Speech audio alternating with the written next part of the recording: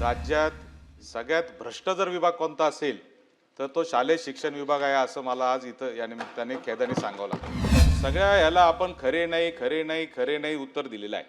खरं तर आता या सभागृहात शालेय शिक्षण विभागाचे अनेक प्रश्न चर्चेला आलेले आहेत आणि अनेक प्रश्न चर्चेला कायम येत असतात। मला अतिशय खेदाने सांगितलं पाहिजे की राज्यात सगळ्यात भ्रष्ट जर विभाग कोणता असेल तर तो शालेय शिक्षण विभाग आहे असं मला आज इथं या निमित्ताने खेदाने सांगावं लागतं। आणि याचं एकमेव कारण असं आहे की इतक्या किचकट प्रक्रिया आणि इतके किचकट नियम आणि याच्यामध्ये महसूल विभागामध्ये एका नियमाच्या चौकटीच्या बाहेर जाता येत नाही, गृह विभागात एका चौकटीच्या बाहेर जाता येत नाही, पण शालेय विभागामध्ये तर शिपायाला शिक्षक, शिक्षकाला चपराशी, चपराशीला काय काय काय प्रकार झालेत हे आपण शोधून सापडणार नाही अशी परिस्थिती आहे। आणि ह्यामुळे मंत्री महोदय प्रचंड बदनामी ही आपल्या विभागाची सातत्याने चालू आहे। आज जो प्रश्न मी या ठिकाणी विचारला या प्रश्नाला उत्तर देताना सगळ्या ह्याला आपण खरे नाही उत्तर दिलेलं आहे। काही प्रलंबित आहे का? खरे नाही।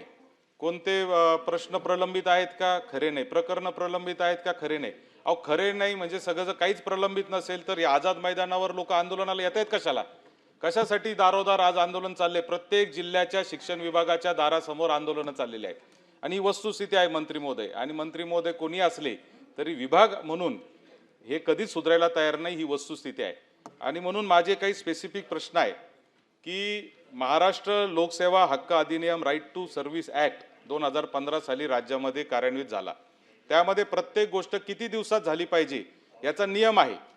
सगळ्यात जास्त ऐशी की तैसी या जर कायद्याची कोणी करत असेल तर तो शालेय शिक्षण विभाग आहे।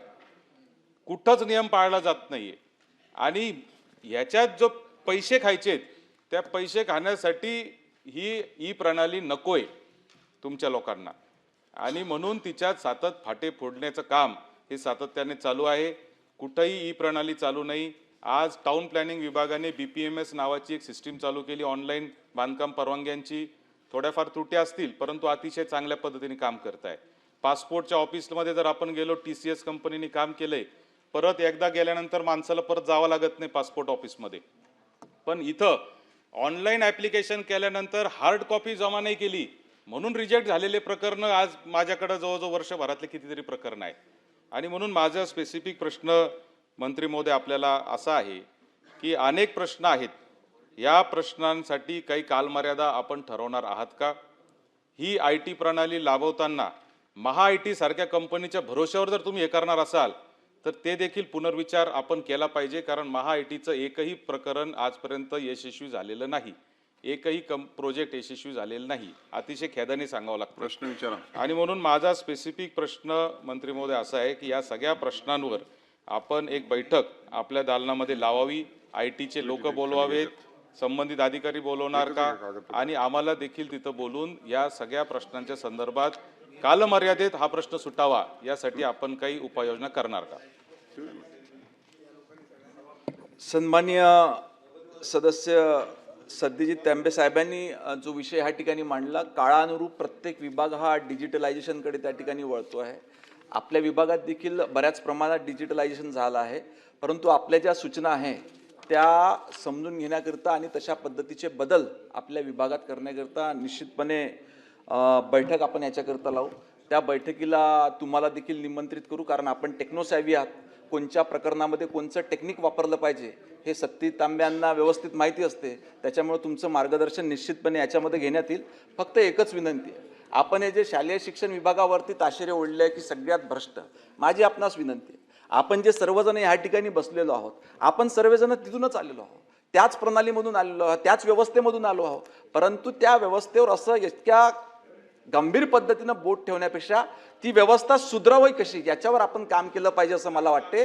कारण ह्या देशातल्या शिक्षण प्रणालीने इतके मोठे मोठे शास्त्रज्ञ, इतके मोठे मोठे नेते, इतकी मोठी कलाकार ह्या आपल्या देशाला दिलेले आहे, ज्यांनी जागतिक स्तरावर आपलं नाव त्या ठिकाणी केलेलं आहे। आपल्या या आरोपामुळे आपल्या राज्यातले शिक्षक देखील त्या ठिकाणी बदनाम होऊ शकतात। माननीय सभापती महोदय, बोला। माहिती खोटी असेल तर मंत्री महोदयांनी लाचलुचपत प्रतिबंध कायद्यामध्ये शालेय शिक्षण विभागाच्या किती लोकांवर कारवाई चालू आहे, किती लोक सस्पेंड झालेत, किती लोकांची इन्क्वायरी चालू आहे, ती माहिती पटलावर ठेवावी. योगायोगानं लाचलुचपत खातं देखील माझ्याकडेच आहे, इंटेलिजन्सही खातं माझ्याकडेच आहे. त्याच्यामुळे मला प्रत्येक विभागामध्ये कुठं काय होते, कोण कोण काय करते याची विस्तृत माहिती सभापती महोदय मला देखील आहे. फक्त माझी विनंती एवढीच आहे की आपण सर्वजण इथे लोकांनी कशाकरता पाठवली, आपली व्यवस्था आपली प्रणाली अधिक मजबूत करण्याकरता. आपणच जर का ते बेकार आहे बेकार आहे बेकार आहे करत बसू, मग लोकांनी पाठवलं कशाला आपल्याला. आपण सर्वजण पोहोचलोच, आपल्या सूचनांचा निश्चितपणे त्या ठिकाणी स्वीकार करण्यात येईल, डिजिटायझेशन देखील आपण त्या ठिकाणी निश्चितपणे करू. परंतु माझी विनंती एवढीच होती की ही मांडताना ही जी व्यवस्था आहे, ह्या व्यवस्थेतूनच आपण सर्वजण त्या ठिकाणी पुढे आलो.